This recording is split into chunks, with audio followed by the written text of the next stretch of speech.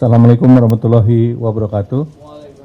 Salam sejahtera bagi kita semua, teman-teman media cetak, media elektronik. Saya didampingi oleh Pak Ferry, Deputi, Pak Haryo, Pak Ellen, terutama terkait dengan pengumuman dari hasil BPS yang tadi diumumkan jam 11. Kita lihat di tengah dinamika global yang masih mencari keseimbangan baru, ekonomi Indonesia tumbuh baik di luar ekspektasi dari berbagai lembaga, di mana di kuartal pertama pertumbuhan ekonomi kita mencapai 5,61%. Nah, pertumbuhan kita yang 5,61% ini adalah tumbuh di atas beberapa negara G20. Memang dari G20 ini yang belum keluar India. Tetapi di antara negara yang keluar termasuk China, Singapura, Korsel, Arab Saudi, Amerika Serikat, kita yang tertinggi. Nah, pertumbuhan ini merupakan pertumbuhan yang memang pemerintah siapkan dengan berbagai kebijakan, terutama dalam rangka kemarin Hari Raya Lebaran. Kemudian kalau kita lihat konsumsi rumah tangga masih menjadi penggerak utama dengan pertumbuhan 5,52%. Dan ini semakin menegaskan bahwa momentum daripada Ramadan dan Idul Fitri serta pelepasan mobilitas itu meningkat dengan tinggi. Di kuartal pertama juga kita lihat belanja pemerintah tumbuh tinggi di angka 21,81%.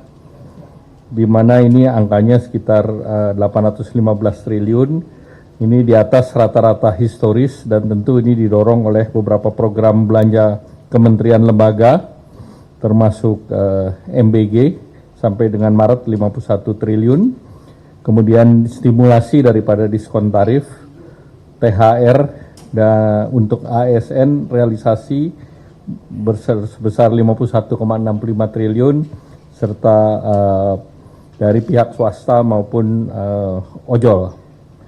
Kemudian indikator ekonomi terkini juga prospeknya positif, yaitu inflasi di bulan April ini sebesar 2,42%, kembali dalam bentangan 2,5 plus minus 1%. Kemudian indeks keyakinan konsumen di angka 122,9%. Kemudian neraca dagang juga di angka 3,32 billion dan ini surplus 71 bulan berturut-turut. Dari posisi credit growth, ini dana pihak ketiga juga meningkat ke 13,55% secara year on year dan pertumbuhan kredit sebesar 9,49% secara year on year juga. Nah, kalau kita lihat indikator sosial juga terus membaik sepanjang Februari 2025 sampai Februari 2026, penyerapan tenaga kerja bertambah sebesar 1,89 juta, sehingga total jumlah orang yang bekerja sebesar 147,67 juta, dan tingkat pengangguran terbuka menurun dari 4,76% di Februari 2025 menjadi 4,68% di Februari 2026. Capaian ini memperkuat kualitas pertumbuhan ekonomi di samping penurunan angka kemiskinan sebesar 8,25% di September 25 dan rasio Gini 0,363 juga di September 2025. Sepanjang triwulan 1, berbagai stimulus dan kebijakan pemerintah mampu mendorong pertumbuhan dan menjadi bantalan terhadap dampak gejolak global yaitu salah satunya adalah diskon tarif transportasi di Idul Fitri. Penumpang kereta api ekonomi naik sebesar 7,6% secara year on year, angkutan laut naik 2,56% year on year, angkutan penyeberangan naik 13,7% year on year, dan realisasi subsidi sebesar 169 miliar. Dari kredit program KUR di kuartal pertama, capaiannya adalah 96,18 triliun, dan ini merupakan 34,41% daripada target. Kemudian kredit Al-Sintan itu 55,92 miliar, ini 23,19% dari target.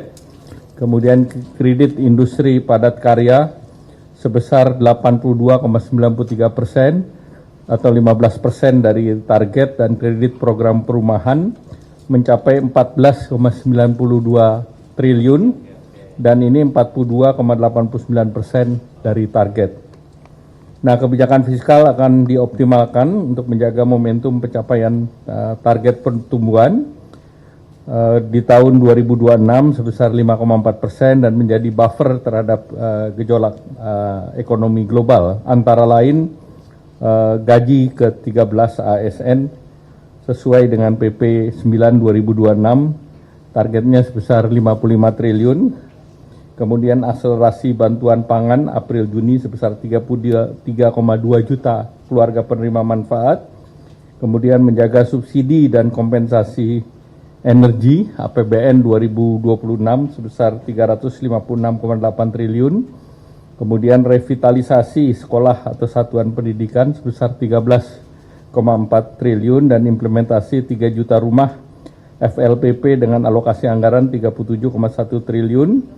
Bantuan stimulan perumahan swadaya sebesar 8,9 triliun dan kredit program perumahan dengan plafon 34,8 triliun.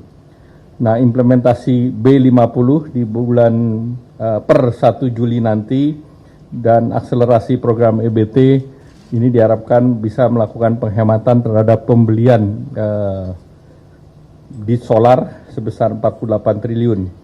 Kemudian dalam rapat kemarin pertemuan untuk Satgas percepatan peningkatan pertumbuhan ekonomi, beberapa langkah yang disiapkan adalah penurunan bea masuk import LPG menjadi 0% dari 5%, kemudian penurunan bea masuk dari bahan baku plastik menjadi 0% dalam waktu 6 bulan, kemudian reform perizinan import termasuk penyesuaian pertek, kemudian peninjauan kembali terkait dengan penerapan SNI, terkait dengan SLA, terutama untuk bahan baku import, kemudian standarisasi biaya terkait dengan konsultasi teknis, perizinan bangunan gedung dan sertifikat layak fungsi, serta kemudahan untuk pengurusan kesesuaian kegiatan pemanfaatan yang terkait dalam kegiatan di BKPM atau OSS. Demikian penjelasan kami.